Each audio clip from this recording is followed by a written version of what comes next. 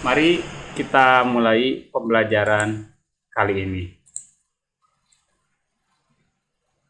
Baik, sekarang kita akan mulai membahas pada bab nakiroh dan ma'rifah. Nakiroh dan ma'rifah ini adalah suatu kata yang diucapkan seseorang untuk menentukan hal itu ditentukan ataupun tidak ditentukan. Bahwa tanda nakiro salah satunya adalah dengan tanwin. Tanda nakiro adalah dengan tanwin. Kemudian tanda ma'rifah adalah dengan adanya alif lam, seperti rojulun menjadi ar-rojulu. Nakiro itu contohnya waladun, seorang anak laki-laki. Anak laki-laki yang mana? Ya yang mana saja, bebas. Di dunia ini sejauh ada anak laki-laki itu waladun. Kemudian tambah tadi alif lam, pertanda utama dari ma'rifah. Maka ketika kita menyebutkan al-waladu, berarti kita sudah memaksudkan anak laki-laki yang itu. Yang itu yang mana? Ya terserah yang Anda maksud, pokoknya yang itu. Nah, jadi itu ma'rifah, adanya alif lam sebagai tanda utama dari ma'rifah. Biar kita lebih paham, kita lihat kepada definisi. An-nakiratu. Nakiroh itu adalah huwa ma wudi'a li ghairi muayyanin. Adalah apa yang dimaksudkan kepada yang tidak ditentukan.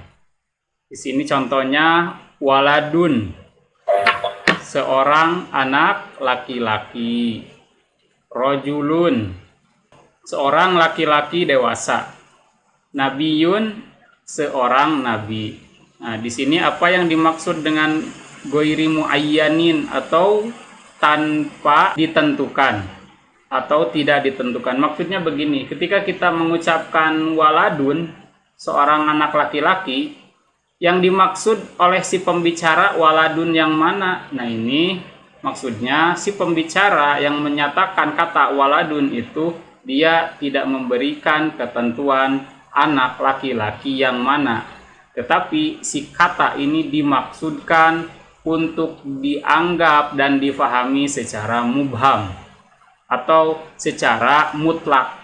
Jadi boleh saja anak laki-laki ini anak laki-laki orang Jakarta, boleh saja ini anak laki-laki orang Bandung, boleh saja ini anak laki-laki orang Arab. Nah, ini tidak ditentukan. Nah, inilah yang disebut dengan nakiroh. Nakiroh memang secara bahasa, secara arti katanya itu sendiri, nakiroh memang artinya tidak ditentukan. Contoh yang lain seperti rojulun. Rojulun artinya seorang laki-laki dewasa ya, rojulun itu. Nah, rojulun ini tidak dimaksudkan kepada laki-laki yang mana. Apakah yang ada di Bandung, apakah yang ada di Sumatera, apakah yang ada di luar negeri. Yang penting seorang itu mengatakan rojulun, cukup saja rojulun, dan dia tidak mau menentukan rojulunnya yang mana. Yang penting seorang laki-laki dewasa. Nah, itu yang disebut nakiroh. Jadi nakiroh itu adalah suatu perkataan yang dimaksudkan untuk dibikin mubham atau mutlak ya, dan tidak menentu. Begitu juga kata nabiyun. Kata nabiyun ini adalah seorang nabi. Nabi yang mana? Nabi Isa, Nabi Muhammad, Nabi Musa, atau Nabi Adam. Nah, si pembicara, ketika pembicara ini mengucapkan nabiyun, maka dia memang memaksudkan bahwa ucapan itu adalah ucapan mubham. Mubham itu nggak jelas atau global maksudnya, atau siapa saja, pokoknya yang penting nabi. Nah, gitu. Jadi itu yang dimaksud dengan nakiroh. Mawudi'a li ghairi muayyanin adalah suatu ucapan yang diletakkan atau yang diungkapkan li ghairi muayyanin untuk hal yang tidak ditentukan. Itu nakiroh. Mungkin sebagai sebuah contoh ketika kita mengucapkan kata seorang guru. Seorang guru ini ketika kita mengucapkan seorang guru, mau guru yang mana? Nah, ketika kita mau memaksudkan suatu kata itu adalah kata nakiroh, berarti bebas, mau ditafsirkan apa saja bebas. Itu maksudnya nakiroh mubham dan global. Jadi dia yang penting menunjukkan guru yang mana saja, di mana saja, dan siapa saja. Nah, itu adalah nakiroh. Yang dimaksudkan secara paling pokoknya adalah ketidaktentuannya. Jadi global ya untuk nakiroh itu. Berbeda dengan ma'rifah. Ma'rifah adalah justru kebalikan daripada nakiroh. Kalau nakiroh itu mubham dan tidak ditentukan, justru ma'rifah itu adalah maudi'a limuayyanin. Adalah suatu ucapan atau suatu kata yang memang dia diungkapkan untuk hal yang ditentukan.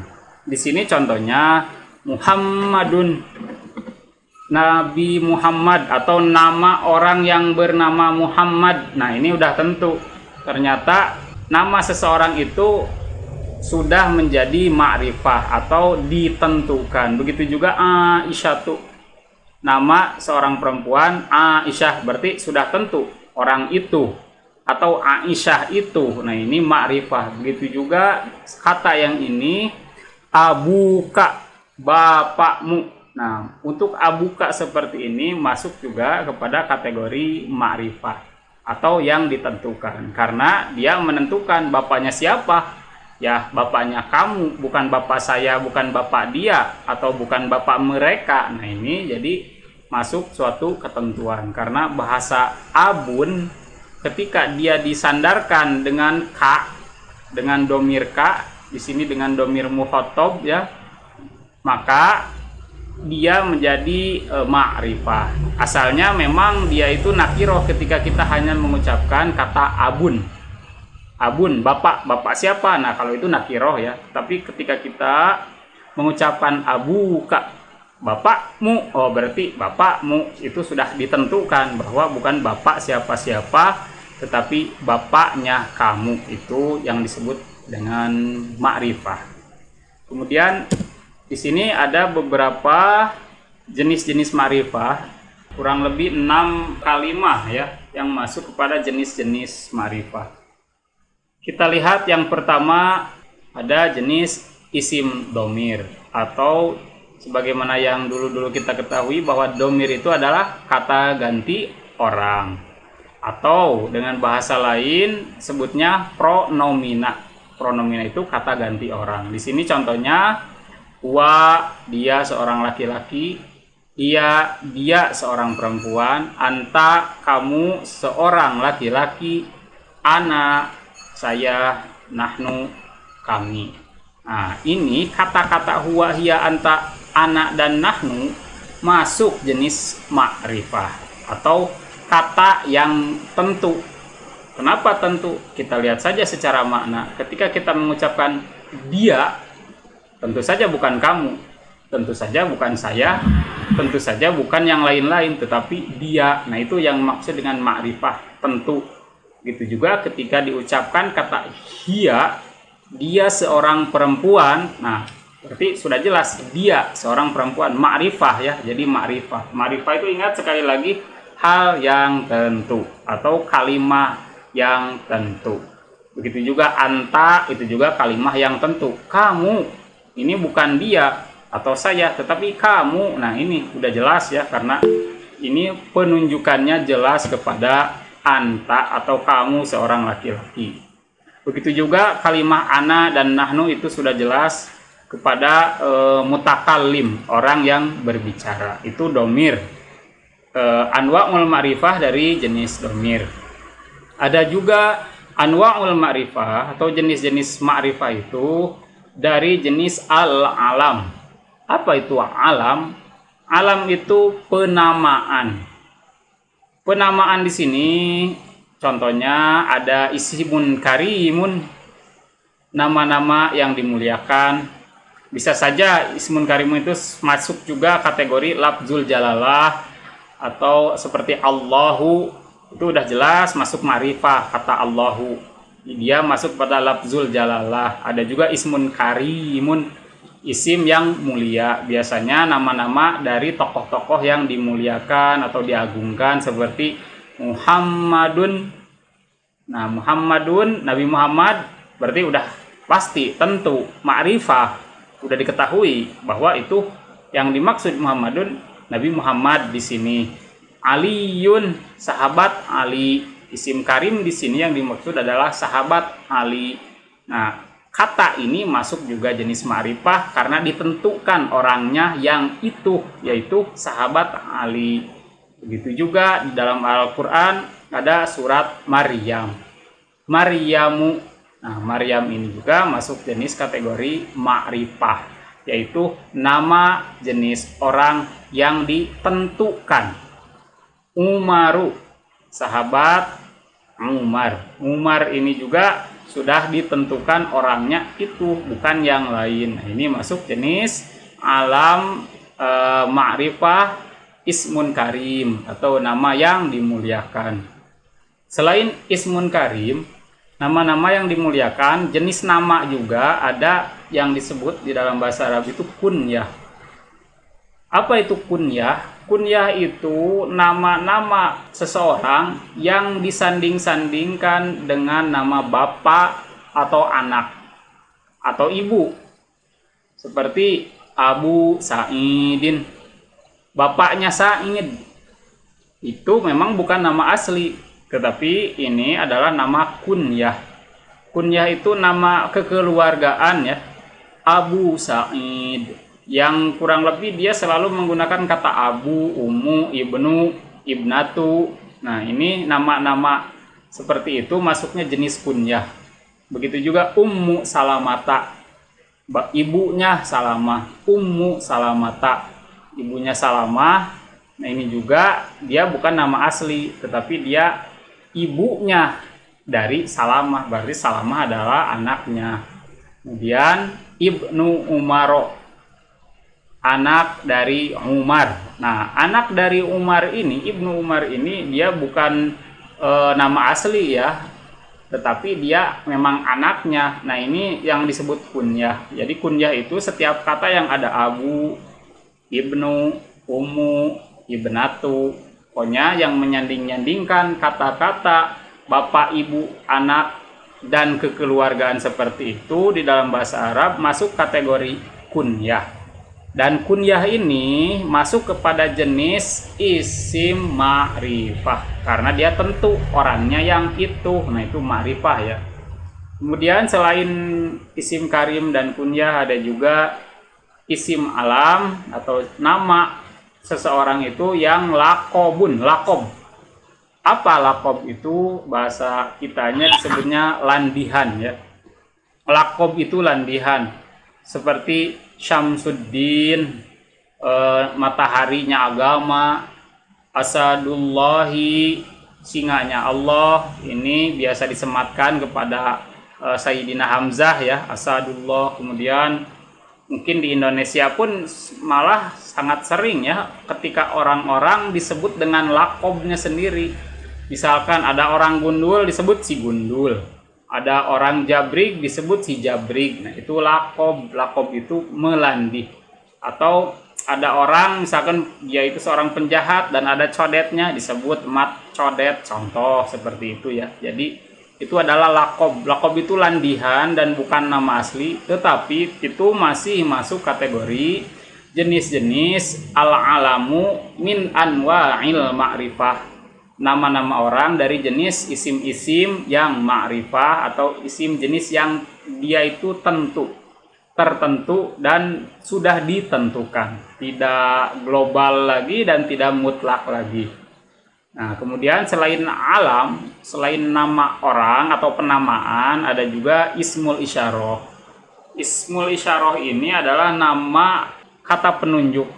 Kata penunjuk ini juga masuk kategori ma'rifah, hal yang ditentukan. Kenapa? Karena dia ditunjuk dan dia menjadi tentu karena penunjukan itu. Seperti hada, ini nih yang ini. Jadi bukan yang itu, bukan yang di sana, yang ini. Nah, makanya jadi ma'rifah. Begitu juga hadihi. Kalau hadihi bedanya inihnya untuk jenis perempuan. Haulai, ini semua yang banyak. Nah, haulai ini semua yang banyak. Dalika, itu untuk laki-laki. ulaika itu semua untuk laki-laki. Nah, jadi isim isyarah itu, isim penunjukan ini masuk kepada jenis isim-isim yang ma'rifah atau isim-isim yang ditentukan. Selain isim isyarah ada juga isim mausul, yaitu kata sambung. Seperti alladzi yang, alladzina yangnya dua, allati yang tapi buat perempuan, allai yangnya banyak. Allah ini kata-kata sambung, sehingga kata-kata sambung yang seperti ini pun dia masuk jenis ma'rifah atau ditentukan. Lalu selanjutnya kita melihat kepada mudhof li wahidin minal madhkurati. Ini adalah mudhof ilaih maksudnya. Jadi boleh diidofatkan kepada kata-kata yang sebelumnya. Maksud kata-kata sebelumnya itu boleh suatu kata itu kita sandingkan kepada isim mausul, isim isyarah, kepada laqab, kepada domir. Jadi idofat itu penyandingan kata ya. Satu kata disandingkan dengan kata yang lain atau bukan sambung ya, tapi ini mah dia menjadikan suatu susunan yang susunan itu tetap menjadi satu kata. Contohnya di sini daftaru hada bukunya ini, daftaru hada bukunya ini, kitabul ladina kitab orang yang, risalatuka suratnya kamu. Nah, untuk mudhof ilaih seperti ini atau tarkib idofi seperti ini termasuk juga kepada jenis ma'rifah, hal yang ditentukan. Kemudian selain mudhof li wahidin minal madhkurah, dia juga ada al-munada al-maksud. Munada maksud itu adalah suatu kata yang ada kata seru ya, kata panggil. Di sini ya. Kata panggilnya itu ya, wahai. Dalam bahasa Indonesia itu ya, wahai ya. Atau ya juga hey, boleh wahai, boleh hai. Ya rojulu, wahai seorang laki-laki ini. Nah, ketika ya rojulu, asalnya rojulun. Kalau rojulun itu dia nakiro. Nakiro itu global dan mubham, gak jelas. Ketika dia dikasih ya rojulu, wahai laki-laki yang ini. Nah, itu dia berubah menjadi isim ma'rifah dikarenakan masuknya ya ke dalam isim rojulun. Begitu juga waladun, dia dimasuki ya, dikasih munada maksud. Di sini kata seru atau kata panggil. Ya waladu, wahai seorang anak laki-laki ini. Nah, jadi tentu asalnya anak laki-laki yang mana gak jelas. Ketika kita kasih munada maksud, di sini salah satu adatnya yaitu ya, maka ya waladu ini masuk jenis kategori ma'rifah atau isim yang tentu. Begitu juga nama orang ya. Ya harisu, wahai Haris. Biasanya munada maksud ini digunakan kepada orang yang ada di hadapan. Maka ini masuk jenis ma'rifah karena orangnya memang ada di hadapan dan bukan kepada orang yang lain atau kepada hal yang tidak jelas. Nah, inilah jenis-jenis beberapa isim ma'rifah. Di antaranya apa tadi? Ada dhamir, ada al-alam. Alam itu penamaan, bisa isim karim. Isim karim itu ingat isim atau nama orang yang mulia atau yang dimuliakan atau yang ditokohkan. Kemudian kunyah. Kunyah itu nama bapak, nama ibu atau nama anak yang disandingkan kepada nama seseorang. Kemudian laqabun, laqab itu landihan. Isim isyarah, kata penunjuk, isim mausul, kata sambung, al mudhof li wahidin minal madhkurat, yaitu kata yang disandingkan dengan kata-kata sebelumnya. Al munada maksud, yaitu nama sesuatu yang sebelumnya menggunakan kata seru, yaitu ya. Itu menjadi anwa'ul ma'rifah. Baik, kita lanjut setelah kepada anwa'ul ma'rifah kepada pembahasan selanjutnya, mansubatul asma'i. isim yang mansub. Pada minggu yang lalu kita telah membahas mengenai marfu'atul asma'i, isim-isim yang marfu. Nah, kesempatan kali ini kita akan mengupas mengenai jenis-jenis mansubatul asma'i, isim-isim yang mansub. Apa saja isim-isim yang mansub dan ada berapa isim mansub itu? Mansubatul asma'i isna asyara nau'an. Bahwa isim mansub itu ada 12 jenis. Satu, maf'ul bih. Maf'ul bih biasanya objek ya. Kemudian yang kedua, maf'ul fi. Biasanya maf'ul fi itu keterangan waktu dan tempat.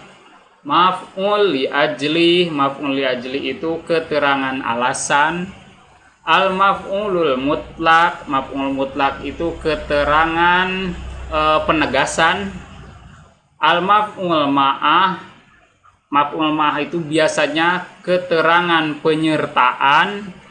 Dan hal itu biasanya menunjukkan kondisi pelaku dan keadaan keterjadian sesuatu sedang pada kondisi apa, hal ya.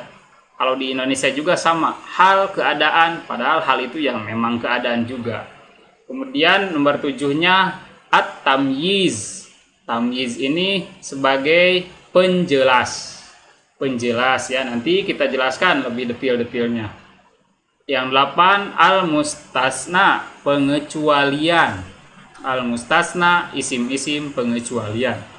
Yang ke-9, khobar kana wa akhwatiha, adanya khobar kana dan saudara-saudara kana.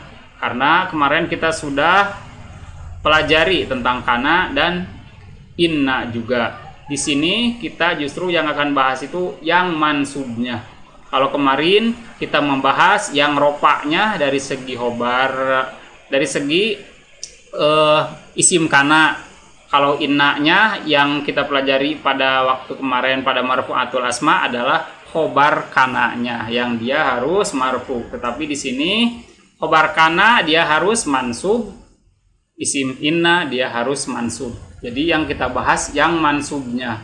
Dan pembahasannya masih sama kayak kemarin, ini tidak jauh berbeda. Yang 9 dan 10 ini kita hanya sedikit mengulas saja. Kemudian yang 11 al-munada. Salah satu contoh munada seperti yang tadi adanya adat nida atau kata seru atau kata pemanggil seperti ya, wahai, a, seperti itu. Seperti kata-kata yang kita mau memanggil orang. Dan sebetulnya banyak ya, ada ada a, ada wa, ada juga ya. Untuk munada ini nanti kita akan pelajari. Kemudian at-tawabi. Apa tawabi itu? Tawabi itu adalah pengikut. Ketika kalimat itu harus mengikuti isim marfu, maka dia harus marfu.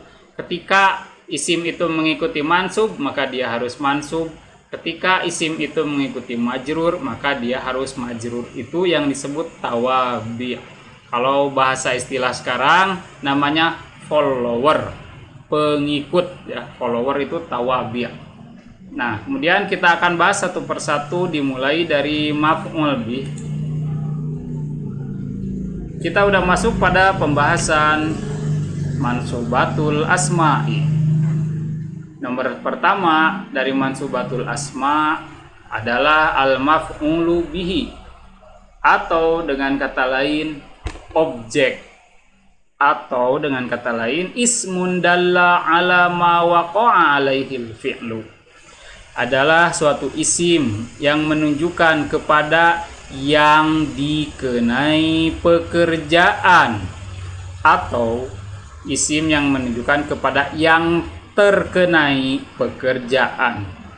Nah, di sini maf'ul bih ada yang zohir, ada juga yang domir. Biar lebih jelas kita lihat ke dalam contoh langsung. Untuk yang zohir, apa itu zohir? Zohir itu jelas ya. Jelas berarti maksudnya dia disebutkan objeknya secara langsung. Contohnya yaqra'u Muhammadun al-Qur'ana. Muhammad sedang membaca Al-Qur'an. Nah, di sini maf'ul bihnya adalah yang di blok warna hijau. Itu adalah maf'ul bih. Itu adalah objek. Yaqra'u adalah kata kerja atau verba. Muhammadun adalah subjek atau pelaku. Al-Qur'ana dia itu menjadi objek atau yang dikenai pekerjaan. Siapa yang bekerjanya? Muhammad. Apa pekerjaannya? Membaca. Dan apa yang dibacanya? Al-Qur'an. Maka yang dikenai pekerjaan dalam bahasa Arab disebut al-maf'ulu bih. Maf'ul bih dengan kata lain objek. Sedangkan Al-Qur'ana ini jelas disebutkan, maka dia masuk kategori maf'ul bih zohir. Contoh yang kedua, kataba aliyun ar-risalata atau kataba aliyunir risalata. Kataba kata kerja atau verba. Aliyun subjek atau dia pelaku. Ar-risalata dia menjadi objek atau yang dikenai pekerjaan. Kataba aliyur risalata, Ali telah menulis surat. Surat di sini sebagai objek atau yang dikenai pekerjaan, atau istilah lain ar-risalata ini dia menjadi maf'ul bih. Nah, ketentuan maf'ul bih, ingat dia masuk kepada jenis mansubatul asma, isim-isim yang mansub. Apa itu mansub? Ingat-ingat lagi pada pelajaran yang terdahulu bahwa yang disebut dengan mansub itu salah satunya untuk mufrad adalah di fathah. Di sini di dalam yaqra'u Muhammadun al-Qur'ana, mana yang di fathah? Yaitu al-Qur'ana. Maka yang di fathah atau dia itu mansub dalam kata-kata seperti ini, maka dia masuk kategori maf'ul bih. Begitu juga di dalam kata ba'aliyun ar-risalata. Di sini kita lihat mana isim yang fathah. Yang fathah isimnya adalah ar-risalata. Kalau kata ba itu kata kerja ya, bukan isim, bukan kata nomina, bukan kata benda, tetapi di sini kata bendanya ar-risalata dan dia harokat akhirnya dengan fathah. Karena dia itu mufrad atau menunjukkan pada satu, sehingga mansubnya mufrad itu kepada fathah dan dia maf'ul bih itu harus dalam keadaan mansub. Begitulah contoh mansub yang zohir. Jadi harus diingat bahwa maf'ul bih itu harus selalu mansub akhir kalimahnya. Baik, kita lanjut kepada contoh yang domir. Maf'ul bih selain yang zohir, selain yang nampak, ada juga yang menggunakan domir. Ada juga yang menggunakan kata ganti orang atau pronomina. Di sini contohnya sa'altuka. Sa'altu di sini terdiri daripada fi'il dan fa'il atau verba dan subjek. Sa'alanya adalah verba, tu-nya di sini adalah dia fa'il dari domir ana. Tu ini pengganti dari domir ana. Ka di sini adalah maf'ul bih. Dia merupakan domir pengganti dari anta. Ka ini domir pengganti dari anta. Sehingga kita terjemahkan sa'altuka. Aku telah bertanya kepadamu. Jadi di sini yang digunakan sebagai objeknya, sebagai maf'ul bihnya adalah pronomina, kata ganti orang atau domir. Di sini domirnya domir apa? Domir anta diganti dengan ka karena dia bersambung dengan fi'il madi. Kemudian contoh yang kedua, amartuhum. Ini juga masih dengan domir ya, objeknya, maf'ul bihnya, yaitu humnya di sini yang menjadi objek. Menjadi yang terkenai pekerjaan. Amartu adalah fi'il fa'il atau predikat atau kata kerja. Amaro-nya kata kerja, tu-nya dia sebagai subjek. Tu-nya ini adalah subjek dari anak. Pronomina anak dia diganti menjadi tu ketika dia bersambung dengan kata kerja. Asalnya amaro anak, tetapi karena fi'il madi punya pola khusus untuk saya, maka menggunakan amartu. Saya telah memerintah hum kepada mereka. Nah, hum di sini adalah maf'ul bih domir atau objek domir. Kemudian contoh yang lain, ya'murunani. Ya'murunani di sini juga objeknya adalah masih domir. Ni. Nah, ni di sini adalah domir pengganti dari anak. Ketika dia menjadi objek, anak berubah menjadi ni ketika dia menjadi objek. Sedangkan mana fi'il fa'ilnya atau mana kata kerja dan subjeknya, ya'muruna. Nah, itu kata kerjanya. Ya'muru kata kerja. Wawunya di sini dia sebagai subjek dari kata domir hum. Hum diganti dengan wawu ketika bersambung dengan fi'il mudhari, sehingga jadi ya'murunani. Ya'murunani adalah fi'il fa'il dan maf'ul. Maf'ul bihnya adalah ni. Di sini yang di blok hijau ya. Kemudian contoh yang terakhir dari maf'ul bih yang domir, khotobahu. Khotobahu. Hu di sini adalah maf'ul bih berupa domir. Hu adalah maf'ul bih dari domir huwa. Huwa ketika menjadi maf'ul bih akan dikonversi dan berubah menjadi hu. Asalnya huwa ya ketika menjadi subjek, ketika dia menjadi objek berubah menjadi hu. Artinya apa hu? Khotobahu, dia seorang laki-laki telah berbicara dengannya seorang laki-laki. Hu ini domir untuk dia seorang laki-laki. Mana fi'il dan fa'ilnya atau predikat atau kata kerja dan pelakunya atau subjeknya khotoba. Khotoba adalah dia kata kerja plus di dalamnya mengandung domir huwa yang tersembunyi. Di sini khotoba ini mempunyai domir yang tersembunyi sehingga kata khotoba saja itu sudah mengandung unsur fi'il dan fa'il atau kata kerja dan pelaku. Hu adalah maf'ul bihnya.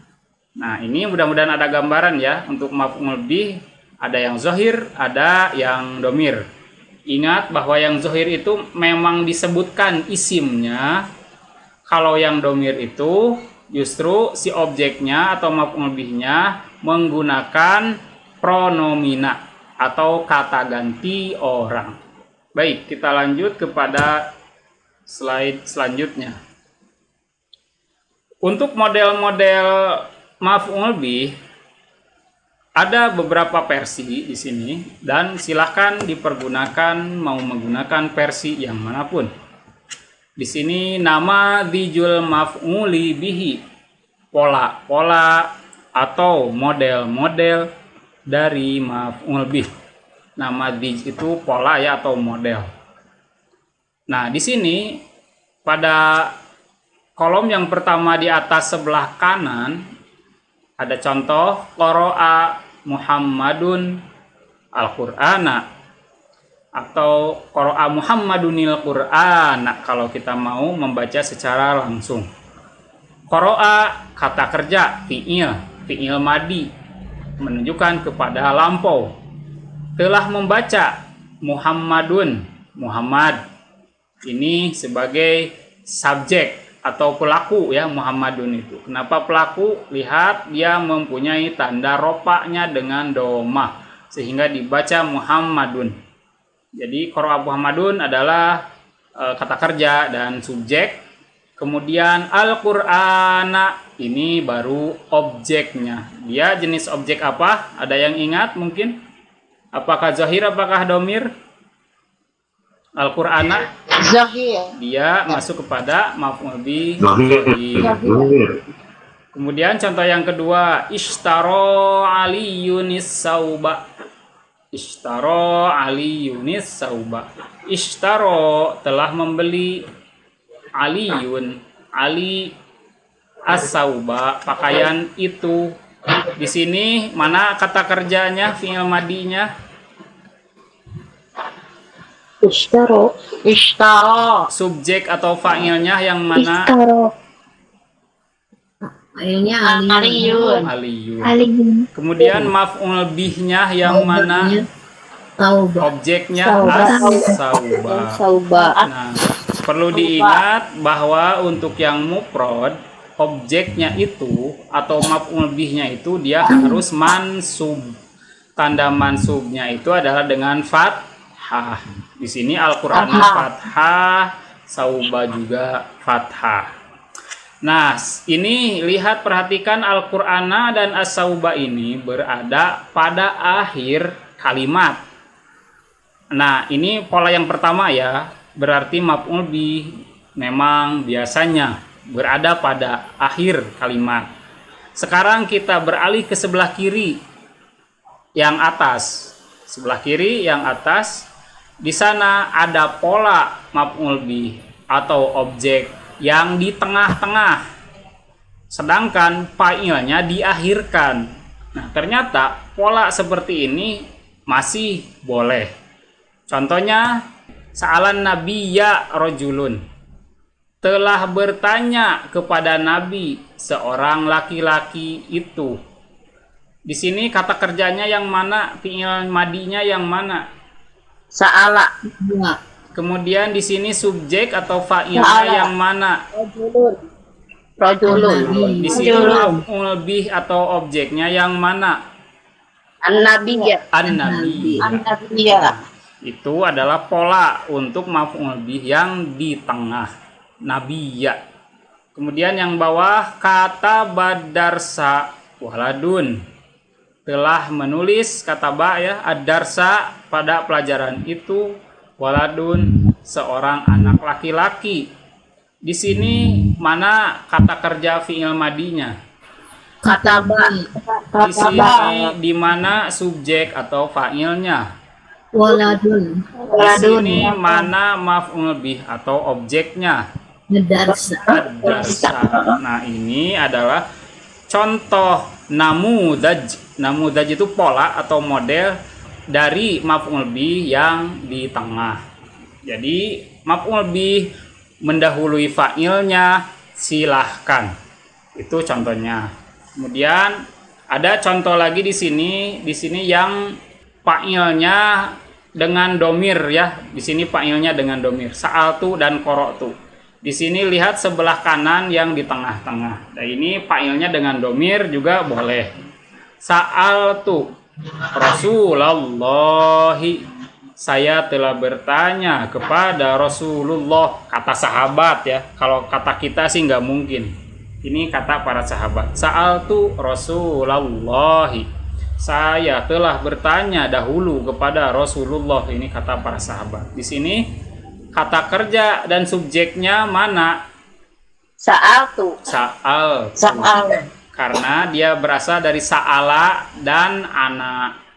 Sa'ala dan ana. Nah, tu di sini adalah domir pengganti dari ana. Ketika dia bersambung dengan kata kerja fi'il madi, ana akan berubah menjadi tu. Sa'al tu. Asal katanya sih sa'ala dan ana, tetapi karena di dalam ilmu tasrif punya pola khusus untuk domir saya atau domir ana, maka dikhususkan menjadi sa'altu. Rasulullahi di sini dia menjadi apa? Maf'ul bih. Maf'ul bih. Yang di awal atau di akhir? Yang di akhir. Ini apakah zohir, apakah domir maf'ul bihnya? Zahir. Zohir, betul. Kemudian qara'tu al-majallata. Qara'tu al-majallata, saya telah membaca majalah. Di sini fi'il fa'ilnya mana? Qara'tu.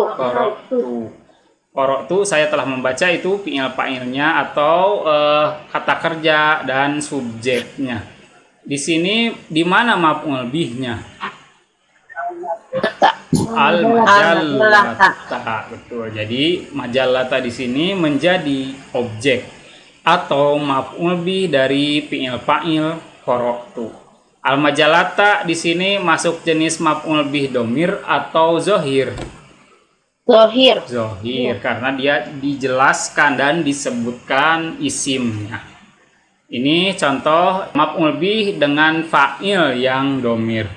Nah, sekarang kita ada contoh lagi yang sebelah kiri di tengah-tengah adalah maf'ul bih dari domir. Ini pola yang keempat ya.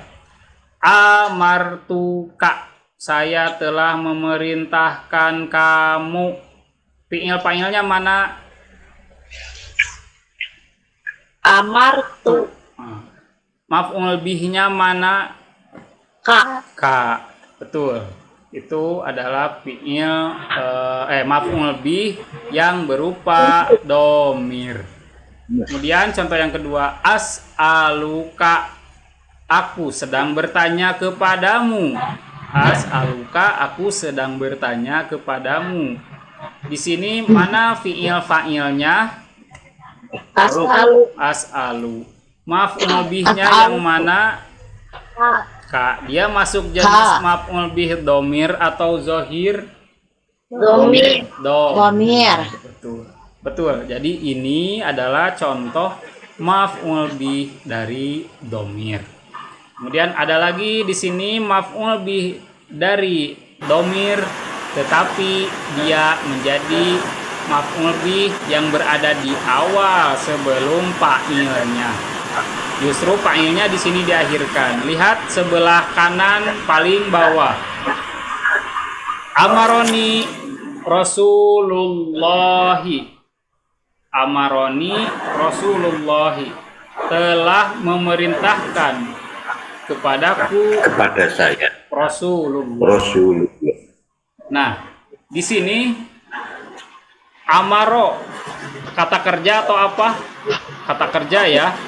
Nah, di sini dia sebagai maf'ul bih yang diawalkan. Rasuluhnya dia menjadi fa'il atau pelaku atau subjek.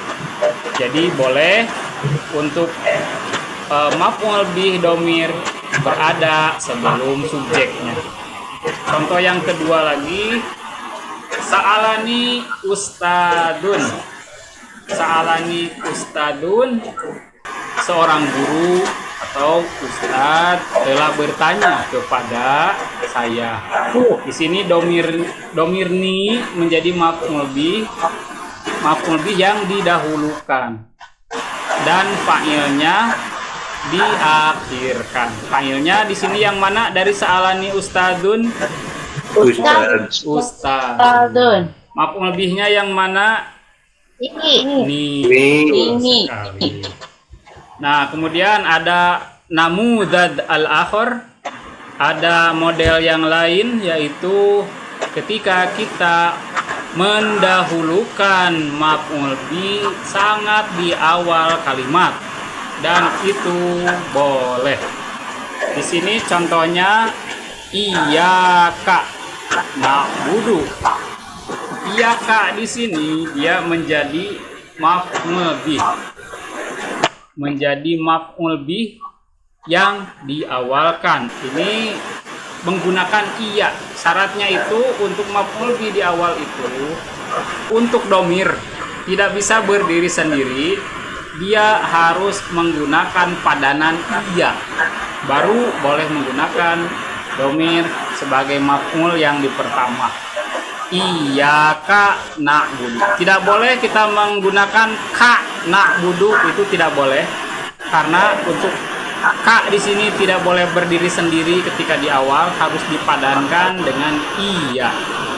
Jadi sekali lagi untuk domir yang didahulukan dia sebagai maf'ul bih, tidak bisa domir yang berdiri sendiri, tetapi domir itu harus dipadankan dengan iya. Nah, itu syaratnya ketika mau mendahulukan domir sebagai maf'ul bih di awal. Sehingga di dalam Al-Quran akan sering kita lihat contoh-contohnya, yaitu iyyaka na'budu wa iyyaka nasta'in. Di sini bukti bahwa domir ketika diawalkan tidak bisa berdiri sendiri, dia harus dipadankan dengan iya. Nah, itu artinya kepadamu na'budu, kami menyembah.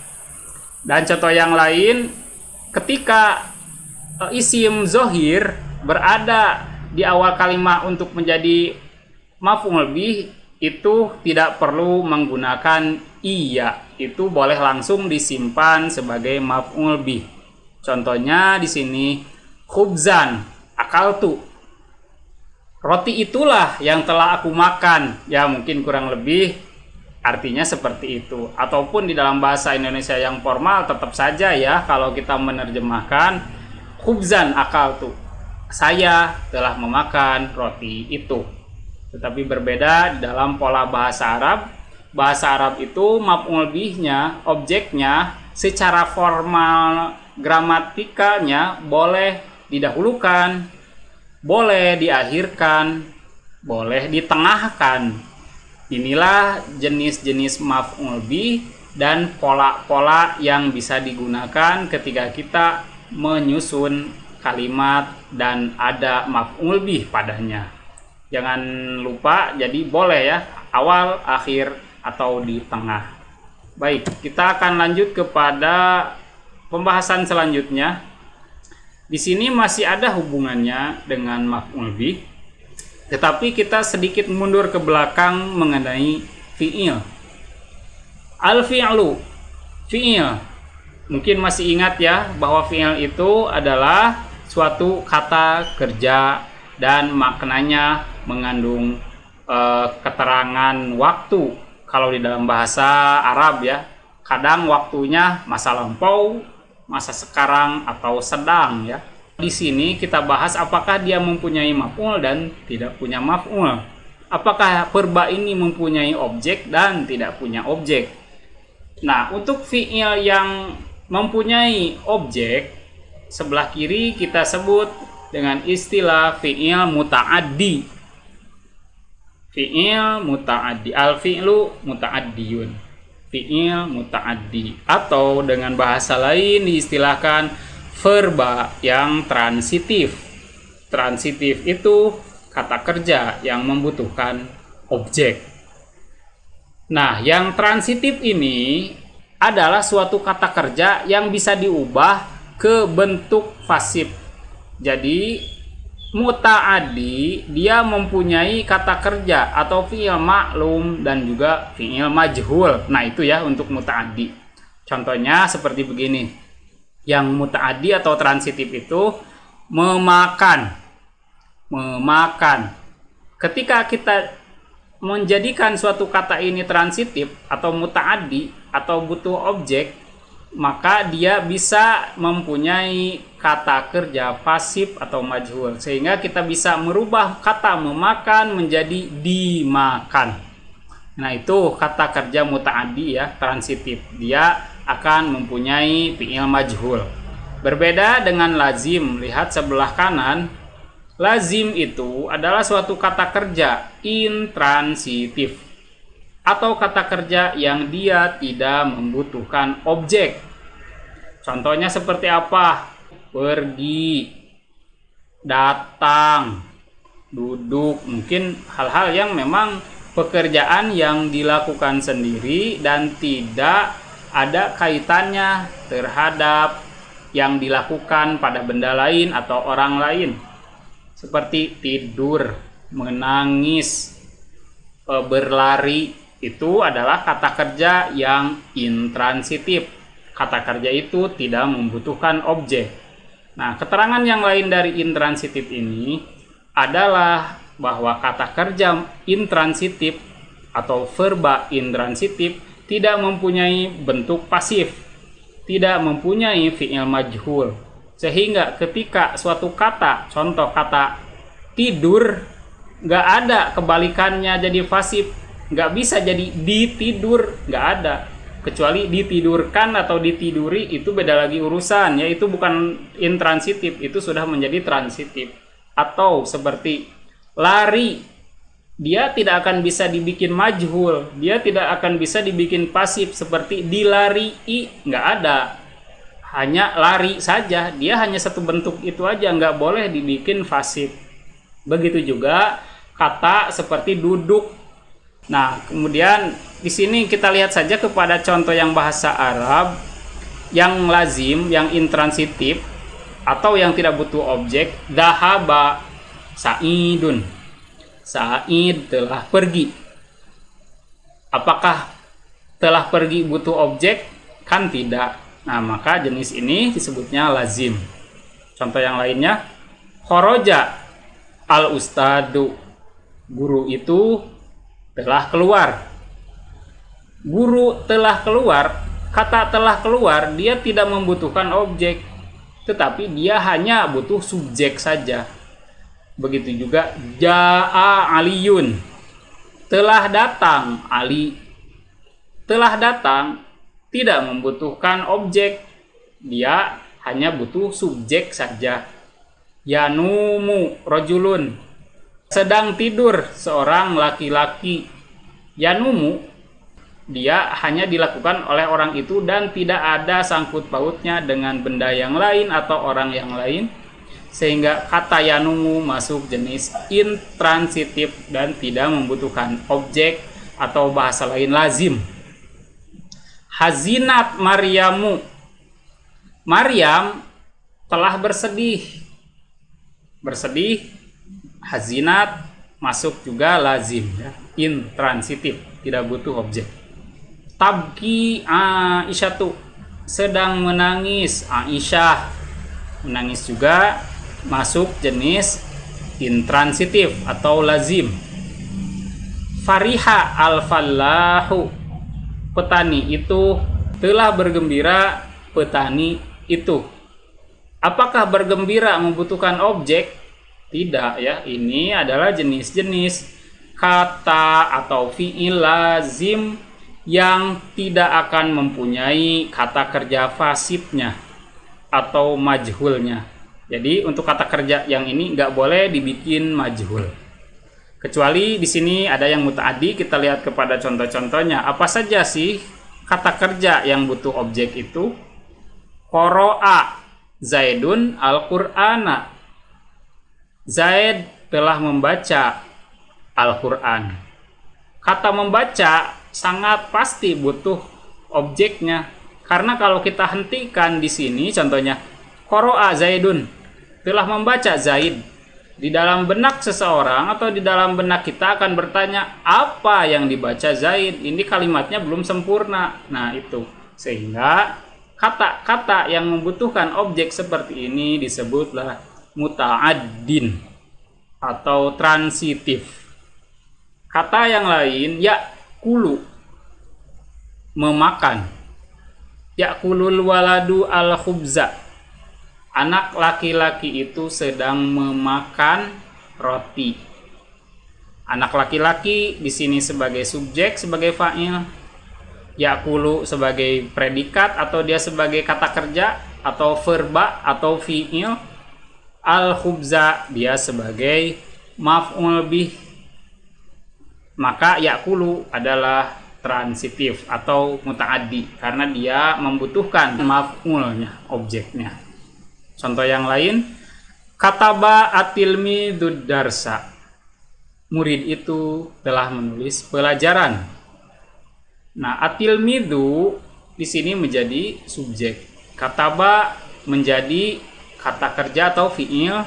Fi'ilnya membutuhkan objek. Karena menulis harus ada yang ditulis. Apa yang ditulis di sini? Ad-darsa. Pelajaran sebagai maf'ul bih.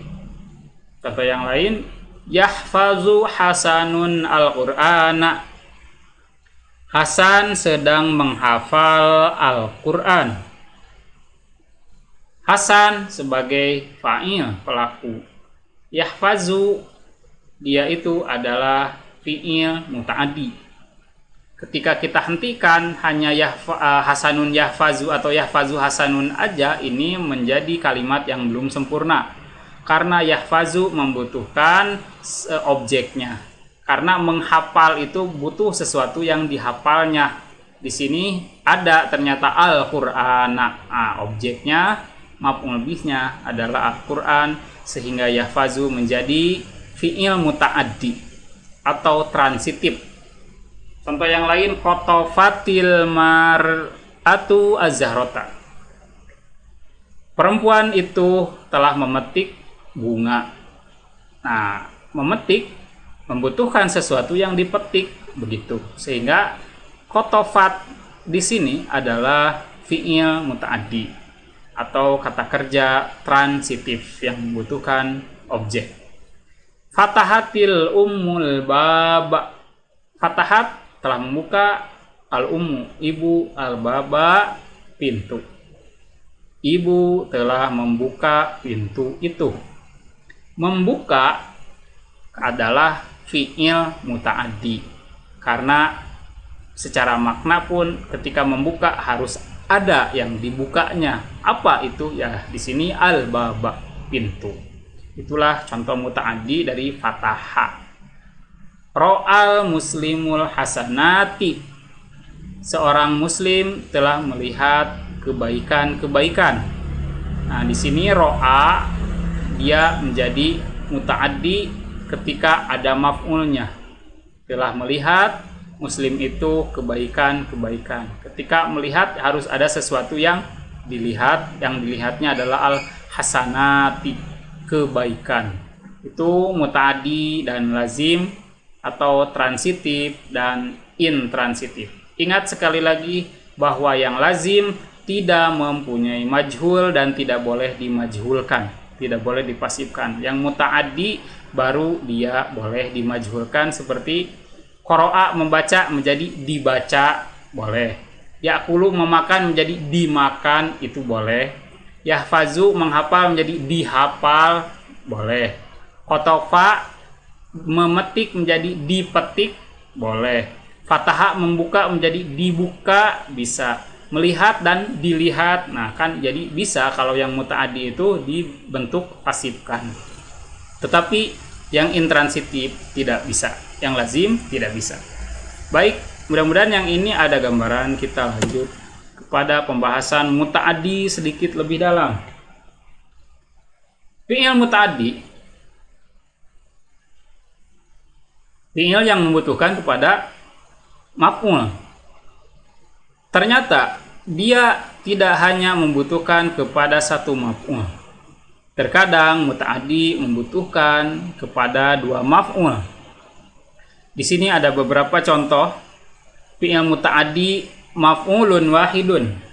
Yang sebelah kanan adalah muta'addi yang kata kerjanya itu hanya membutuhkan satu objek. Contohnya kata kerja yang membutuhkan satu objek, akala yakulu. Akala, dia seorang laki-laki telah makan. Yakulu, sedang atau akan makan. Syariba, dia seorang laki-laki telah minum. Yashrobu, dia seorang laki-laki sedang atau akan minum. Nasoro, dia seorang laki-laki telah menyelamatkan. Yansuru, dia seorang laki-laki sedang atau akan menyelamatkan. Fataha, dia seorang laki-laki membuka, telah membuka.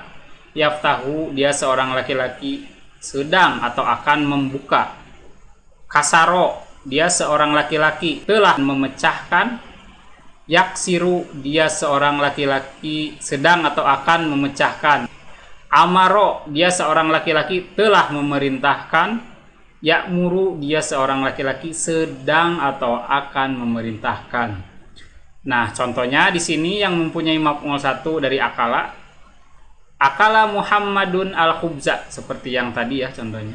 Nah, akala ini hanya membutuhkan satu objek saja, satu maf'ul saja. Contohnya al-khubza di sini. Muhammad telah memakan roti. Cukup seperti itu pun dia bisa dipahami ya, hanya maf'ul satu saja.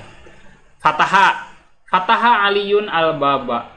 Ali telah membuka pintu. Udah bisa dipahami kan, kata itu hanya dengan satu maf'ul saja pun kata fataha berarti hanya butuh satu maf'ul. Yansuru syuja'u al-mazluma. Yansuru sedang menolong, asyuja'u orang pemberani itu, al-mazluma orang yang terzolimi. Nah, yansuru menolong ini membutuhkan satu maf'ul saja, yaitu al-mazluma ya, di sini maf'ulnya. Yaftahul amiru ar-risalata. Pemimpin itu telah membuka surat itu. Nah, yaftahu di sini juga hanya membutuhkan kepada satu objek atau satu maf'ul bih. Amaror rasulu ummatahu. Ini rasulu ya, salah tulis bukan rasula. Amaror rasulu ummatahu. Seorang rasul atau nabi telah memerintahkan umatnya. Nah, ini maf'ulnya hanya satu, ummatahu. Nah, kemudian kita lihat apa saja yang membutuhkan dua maf'ul. Ada beberapa fi'il ya yang membutuhkan dua maf'ul. Di antaranya a'ta, yu'ti. A'ta, dia seorang laki-laki telah memberi. Yu'ti, dia seorang laki-laki sedang atau akan memberi. Sa'ala, dia seorang laki-laki bertanya, telah bertanya. Yas'alu, dia seorang laki-laki sedang atau akan bertanya. Kasa itu dia seorang laki-laki telah memakaikan. Yaksu, dia seorang laki-laki sedang atau akan memakaikan. Manaha, dia seorang laki-laki telah memberikan atau telah menganugerahkan. Yamnahu, dia seorang laki-laki sedang atau akan menganugerahkan atau memberikan. Albasa, dia seorang laki-laki telah mengenakan.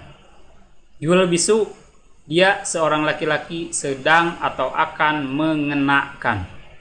Allama, dia seorang laki-laki telah memberitahukan atau mengajarkan. Yu'allimu, dia seorang laki-laki sedang atau akan mengajarkan atau memberitahukan. Contoh yang lebih detailnya, a'taitu sa'ila ta'aman. Saya telah memberikan as-sa'ila kepada yang minta-minta itu ta'aman, makanan itu. Nah, di sini maf'ulnya ada dua. Jadi kata a'to dia tidak akan sempurna kalau maf'ulnya hanya satu. Kata a'to di sini membutuhkan maf'ulnya dua.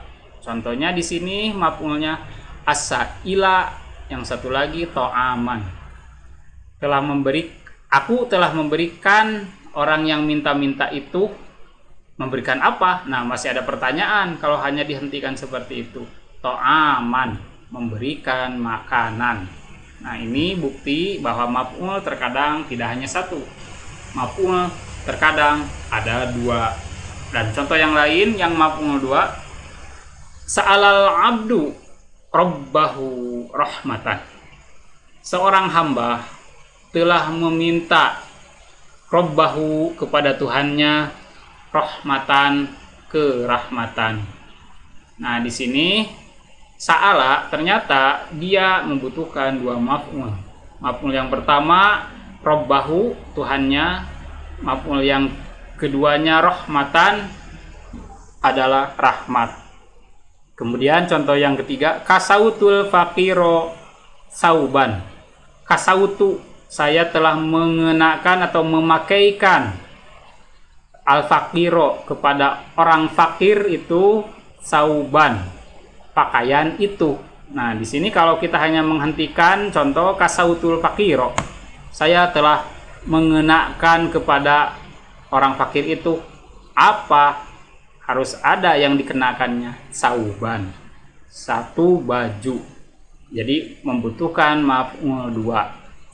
Manaha ya, manaha itu menganugerahkan atau memberikan. Manahat tajiru, seorang pedagang memberikan as-saila kepada orang yang minta-minta itu malan, harta. Nah, harta di sini menjadi maf'ul bih yang kedua setelah as-saila. Karena kata manaha ini membutuhkan maf'ul dua. Contoh yang terakhir tulbisu. Tulbisu juga sama, mengenakan atau memakaikan. Contohnya tulbisul mumarridatu al-marido disaron. Tulbisu memakaikan, mengenakan al-mumarridatu perawat perempuan itu atau suster itu al-marido kepada orang yang sakit atau kepada pasien disaron selimut. Suster mengenakan selimut kepada pasien. Itu ya bahasa sederhananya. Jadi tulbisu dia tidak akan sempurna kalau hanya maf'ulnya satu, kalau hanya objeknya satu. Ternyata kata kerja tulbisu di sini membutuhkan maf'ulnya dua. Nah, itu contoh fi'il muta'addi yang membutuhkan kepada dua maf'ul. Baik, bila ini ada gambaran, kita akan lanjut kepada memuta'addikan fi'il yang lazim. Bahasa lainnya, konversi intransitif menjadi transitif.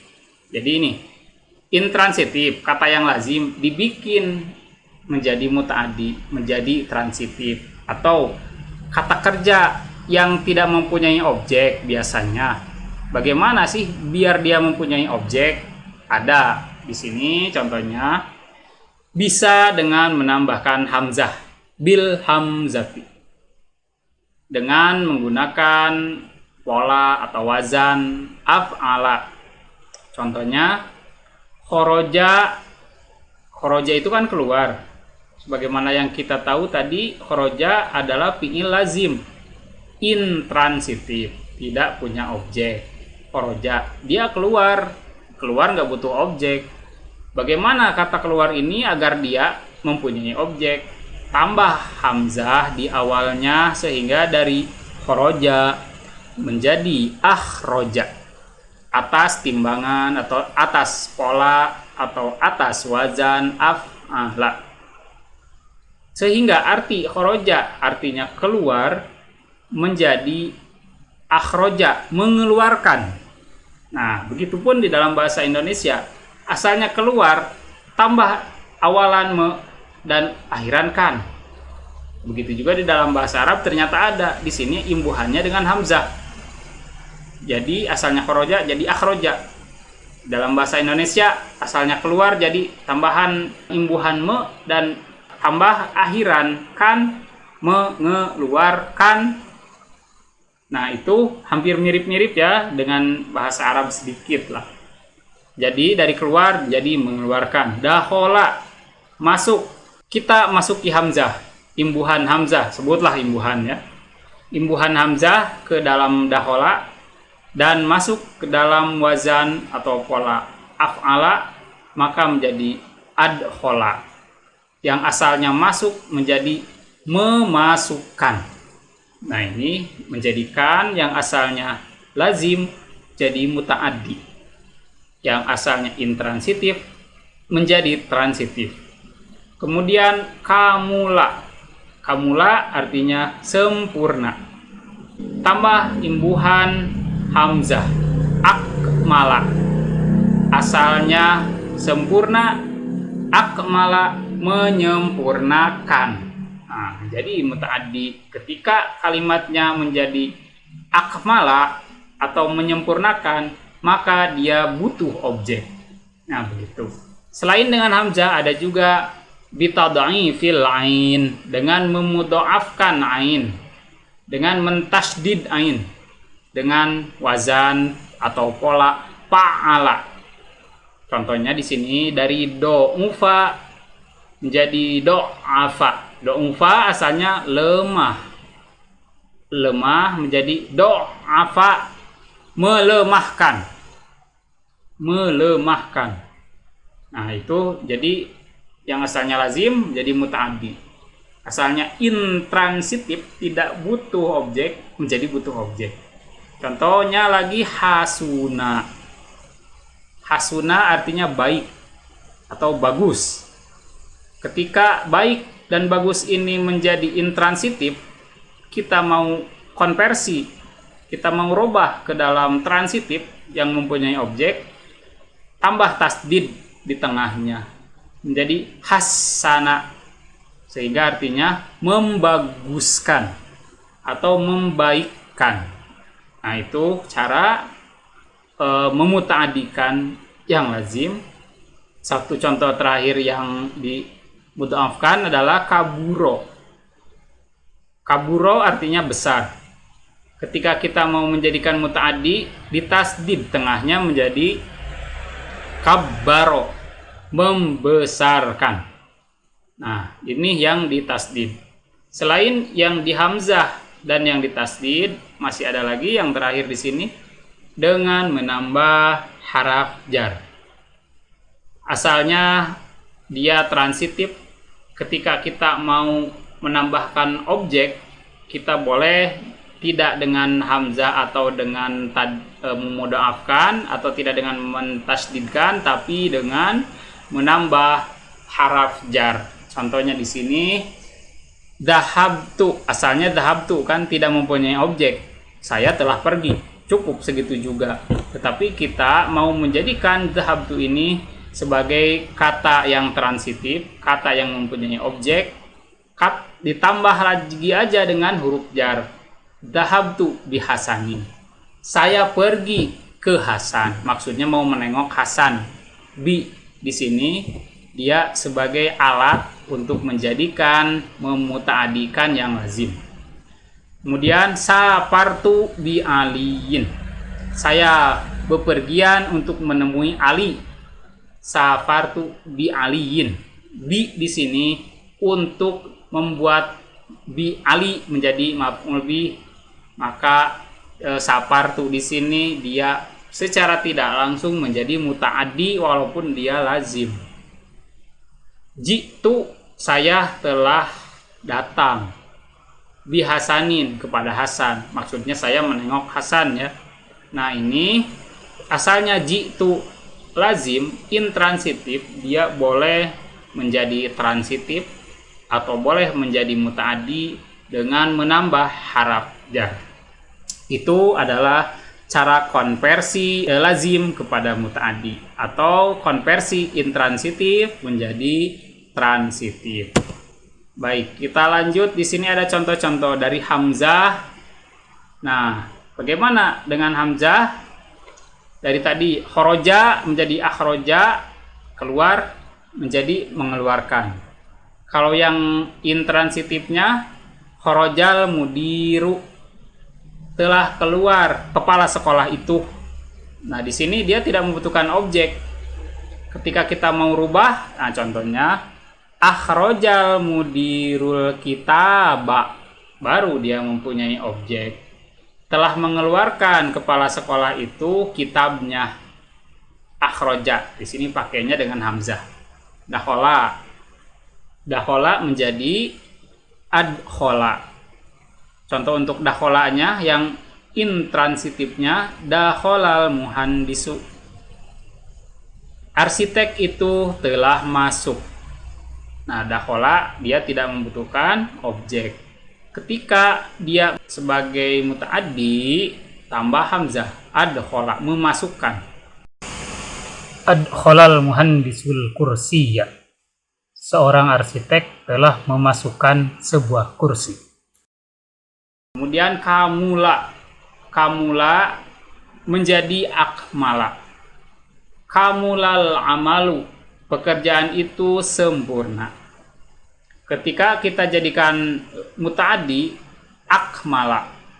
Akmala Hasanun al amala, Hasan telah menyempurnakan pekerjaannya. Nah, ini contoh-contoh yang dari lazim menjadi muta'addi, dari intransitif menjadi transitif dengan hamzah.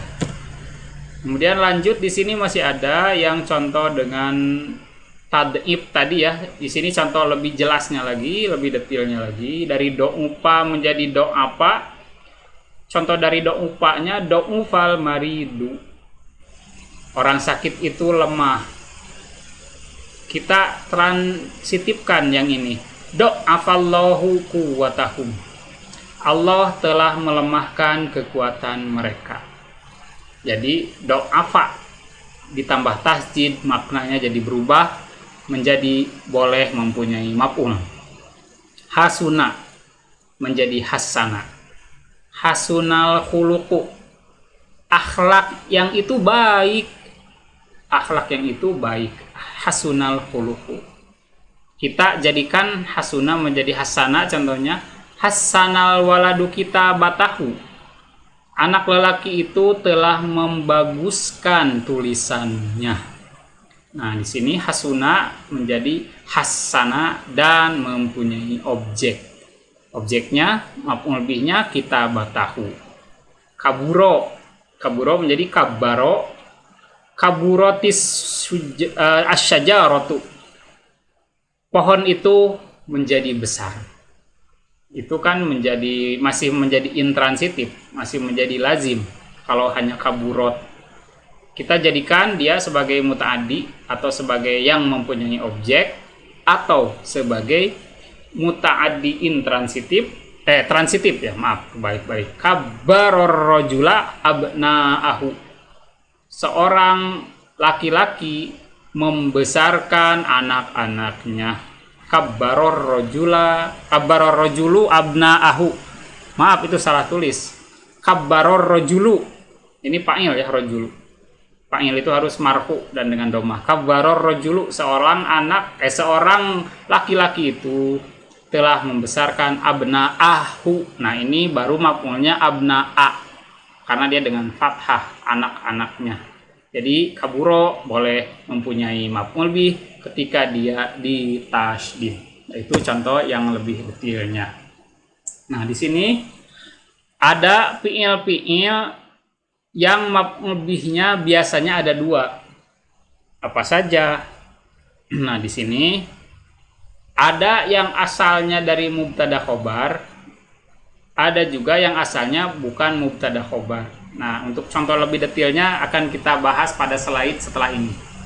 Di sini yang dari mubtada khobar, zonna menyangka, khola membayangkan, hasiba menganggap, wajada mendapatkan, ja'ala menjadikan, za'ama menduga.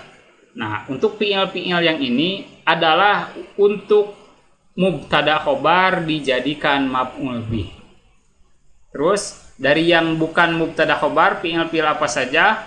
A'to artinya memberikan, sa'ala artinya menanyakan, kasa artinya memakaikan, manaha artinya menganugerahkan, albasa artinya memakaikan, allama artinya mengajarkan. Nah, penggunaannya seperti apa? Kita lihat pada slide terakhir ya. Di sini kita slide yang terakhir, ada satu lagi. Tapi ini sebelum akhir. Dua maf'ul bih yang berasal dari mubtada khobar. Nah, ini kita membahas yang ini ya, yang sebelah kanan. Yang zonna, khola, hasiba sampai jama. Zona, zonantu, aliyan, goniyan. Kenapa dia disebut dari mubtada khobar? Aliyan, goniyan, dia asalnya mubtada khobar. Lihat ke sebelah kiri. Dia asalnya aliyun, goniyun. Nah, itu. Aliyun, goniyun. Ali, orang kaya.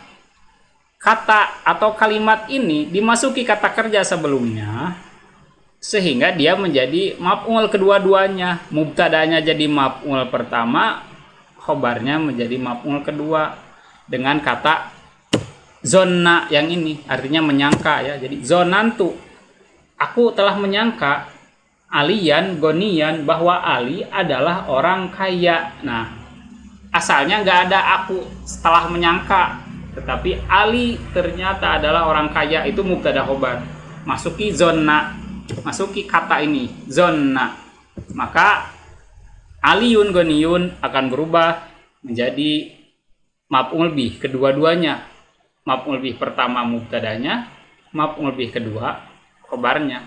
Zonantu aliyan, goniyan. Ingat, maf'ul bih itu harus di fathah akhirnya ya, atau di mansub akhirnya. Kedua-duanya ini bahkan aliyannya dan goniyan. Yang asalnya aliyun dan goniyun itu mubtada khobar. Kemudian kata yang kedua khola, membayangkan. Yahulu. Nah, khola itu fi'il madi, fi'il mudhari'nya yahulu. Khola artinya telah ya. Telah apa? Telah membayangkan. Kalau yahulu sedang berarti. Sedang membayangkan atau tak sedang menganggap bisa. Yahulut talibul ustada maridon. Seorang murid atau seorang siswa atau seorang pelajar telah membayangkan al ustada maridon. Ustadnya itu sakit. Asalnya apa? Al ustadu maridun. Nah, asalnya ini mubtada khobar. Cuman dia dimasuki fi'il fa'il. Dimasuki fi'ilnya yang mana? Yahulu. Nah, kedua-duanya dia akan berubah menjadi maf'ul bih. Al-ustadanya berubah jadi maf'ul bih pertama, maridonnya menjadi maf'ul bih kedua. Nah, inilah maf'ul bih dari mubtada khobar. Ini ya yang dimaksud maf'ul bih dari mubtada khobar, yang mana kedua-duanya mubtada dan khobarnya menjadi maf'ul bih kedua-duanya. Hasibtar rajula madmuman. Nah, ini asalnya ar-rajulu madmumun. Ar-rajulu seorang laki-laki, madmumun tercela. Masuki hasibta. Apa arti hasibta? Menganggap. Hasibta, engkau telah menganggap ar-rajula lelaki itu madmuman tercela. Yang asalnya ar-rajulu madmumun di domah kedua-duanya. Kalau mansub, kalau maf'ul dia harus mansub. Maka jadi ar-rajula madmuman kedua-duanya dia mansub dengan hasibta karena jadi maf'ul. Contoh yang selanjutnya wajada. Wajadal mujtama'u al-amiro adilan. Wajada telah mendapatkan. Wajada ya di sini mendapatkan. Al-mujtama'u masyarakat itu, al-amiro terhadap pemimpinnya, adilan dia itu orang adil. Wajadal mujtami'ul amiro adilan. Para masyarakat itu atau masyarakat itu telah mendapati pemimpinnya itu adil. Asalnya apa? Mubtada khobarnya. Nah, ini asalnya al-amiru adilun. Pemimpin itu orang adil. Dikarenakan masuknya kata kerja wajada, dia menjadi maf'ul bih kedua-duanya. Al-amirunya jadi maf'ul bih, adilunnya juga jadi maf'ul bih yang kedua. Itulah kenapa dia mempunyai dua maf'ul, karena kata kerja wajada ini. Terus yang kedua adalah ja'ala. Yang selanjutnya ya ja'ala, menjadikan. Alladzi ja'ala lakumul arda firasya. Alladzi di sini di dalam Al-Qur'an ya, bahwa Allah adalah yang menjadikan, yang telah menjadikan bagi kalian al-ardo bumi itu firasyan terhampar atau sebagai hamparan.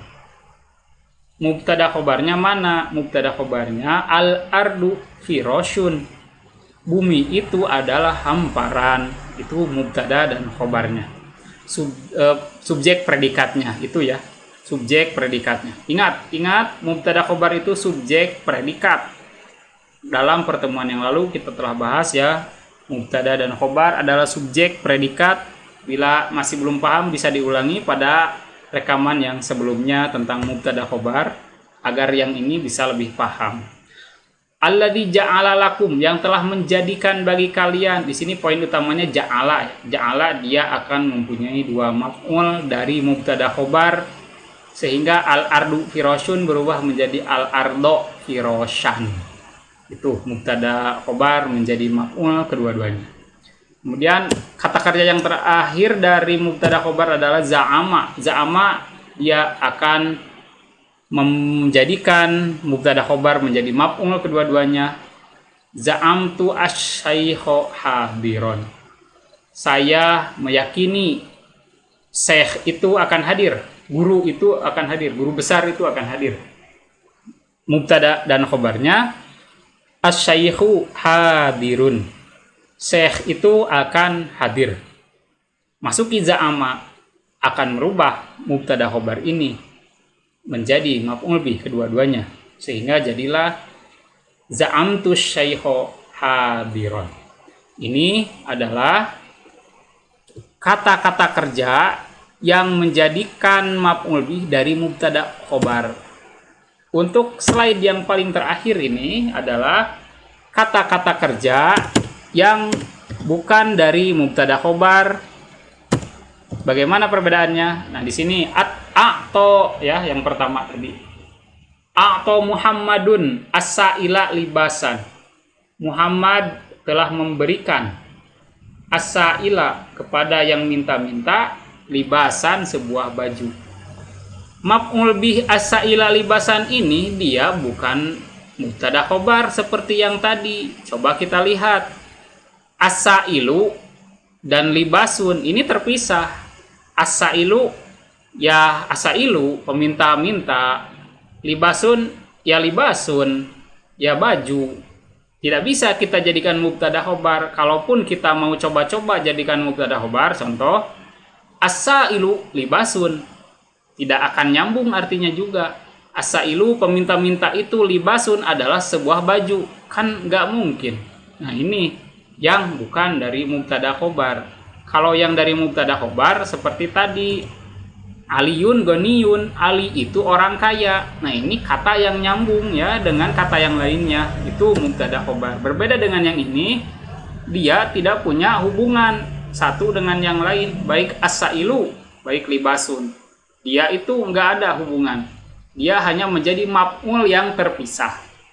Begitu juga sa'ala. Sa'ala bertanya. Sa'alal ustadu at-talamidha ad-darsa. Seorang ustadz itu telah bertanya kepada murid ad-darsa mengenai pelajaran. Nah, ini at-talamidha adalah maf'ul pertama, ad-darsa maf'ul kedua. Bila kita lihat at-talamidu dan ad-darsu tidak ada hubungan. Dan tidak mungkin bahwa at-talamidu darsun, murid itu adalah pelajaran. Kan tidak mungkin disambungkan secara paksa juga, nggak akan mungkin. Ini memang yang berdiri sendiri-sendiri. Kemudian contoh selanjutnya kasa, memakaikan. Kasal abu ibnahu kub'atan. Al-abu seorang bapak kasa memakaikan ibnahu anaknya kub'atan topi. Kub'atan itu topi ya. Nah, kita cabut ibnahu dan kub'atannya, apakah bisa jadi mubtada khobar? Nggak akan bisa. Contohnya ibnuhu kub'atun, anaknya adalah sebuah topi, kan itu nggak nyambung, nggak akan bisa. Kata ini dipaksakan menjadi mubtada khobar, maka kata ini berdiri masing-masing, tidak ada hubungan. Manahatil muassasatut tullaba minhatan. Manaha artinya menganugerahkan. Manahatil muassasatu, yayasan itu atau lembaga itu telah memberikan at-tullaba kepada para pelajar minhatan beasiswa. Apakah ketika kita cabut at-tullaba dan minhatan jadi mubtada khobar? Contoh at-tullabu minhatun, para pelajar itu adalah beasiswa, kan tidak nyambung. Nah, ini berdiri masing-masing. Pokoknya yang pertama at-tullabu jadi maf'ul bih yang ke-1, minhatan menjadi maf'ul bih yang kedua. Itu saja, ini nggak ada hubungannya. Al-basatil ummu, ibu mengenakan tiflaha kepada balitanya sirwalan, celana. Nah, apakah ketika kita cabut maf'ul bih yang kedua-duanya menjadi nyambung? Tifluha sirwalun, anaknya itu adalah sebuah celana. Ini kan tidak nyambung, ini bukan mubtada khobar, sehingga terpisah. Begitu juga allamas syaikhu, seorang syekh mengajarkan al-jama'ata kepada jamaahnya Qur'anan, al-Qur'an. Jamaah maf'ul bih pertama, Qur'anan maf'ul bih kedua. Apakah jamaah Qur'anan ini mubtada khobar? Bukan. Kalaupun dipaksakan al jamaatu Qur'anun. Jamaah itu adalah Al-Qur'an, kan tidak nyambung. Ini pun berdiri sendiri-sendiri. Nah, kata-kata yang ini a'to, sa'ala, kasa, manaha, albasa, allama biasa untuk digunakan mempunyai maf'ul bih 2 yang bukan mubtada khobar. Mengerti ya maksudnya, mudah-mudahan yang dimaksud mubtada khobar menjadi maf'ul bih dan maf'ul bih yang dari mubtada khobar seperti apa. Mudah-mudahan dari penjelasan ini setidaknya memberikan gambaran